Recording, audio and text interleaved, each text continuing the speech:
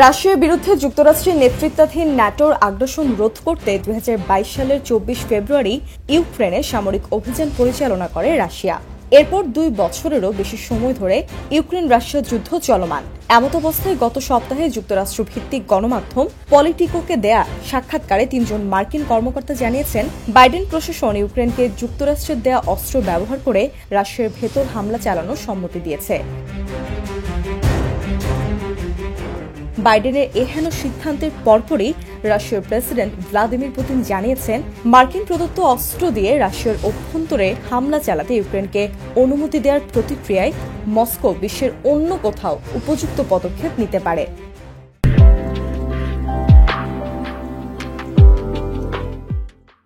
বিশ্বের 2 শক্তিধর দেশের মধ্যে উত্তেজনা যখন তুঙ্গে, ঠিক তখনই পিলে চমকানোর মতন খবর দিল কিউবা। গত বৃহস্পতিবার কিউবার কর্মকর্তারা রাশিয়া ও কিউবার মধ্যকার সম্পর্ককে ঐতিহাসিকভাবে বন্ধুত্বপূর্ণ উল্লেখ করে জানান, পরমাণু চালিত সাবমেরিন সহ 4টি রাশিয়ান যুদ্ধজাহাজ আগামী সপ্তাহে হাভানায় পৌঁছাবে। কিউবার পররাষ্ট্র মন্ত্রণালয় একটি সংবাদ বিজ্ঞপ্তিতে জানায়, জাহাজগুলো 12 জুন থেকে 17 জুন পর্যন্ত হাভানায় থাকবে। সে বিজ্ঞপ্তিতে আরও বলা হয়, কোনো জাহাজে পারমাণবিক অস্ত্র বহন করবে না এবং রাশিয়ার উপস্থিতি এ অঞ্চলের জন্য মোটেও হুমকি স্বরূপ নয়। কিউবার পররাষ্ট্র মন্ত্রণালয় আরও জানিয়েছে, হাভানা বন্দরের রুশ নৌবহর আগমনের সময় স্যালুট হিসেবে একটি জাহাজ থেকে 21টি সালভো নিক্ষেপ করা হবে।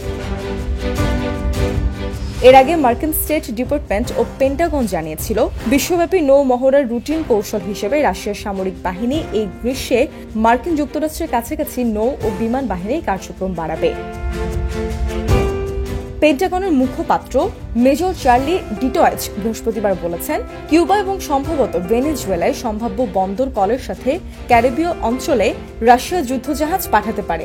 যুদ্ধবিমান উড্ডয়নও প্রত্যাশিত। এই স্থাপনাগুলো রাশিয়ার নিয়মিত নৌ অভিযানের অংশ এবং মার্কিন যুক্তরাষ্ট্রের জন্য সরাসরি কোনো হুমকি সৃষ্টি করে না।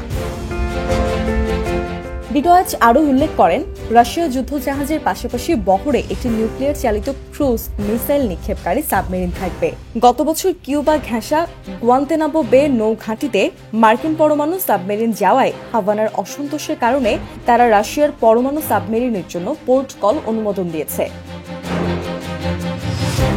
যদিও কিউবার পক্ষ থেকে আশ্বস্ত করা হয়েছে যে বহরে কোনো পারমাণবিক অস্ত্র থাকবে না, তবে এ ব্যাপারে দ্বিমত পোষণ করে পারমাণবিক অস্ত্র বিশেষজ্ঞ হ্যানাস ক্রিস্টেনসেন সামাজিক যোগাযোগ মাধ্যম এক্সে লিখেছেন, আমি ভাবছি কিউবানরা আদৌ এ ব্যাপারে সঠিক তথ্য জানতে সক্ষম কিনা। আমি তাদের থেকে আশাও করি না।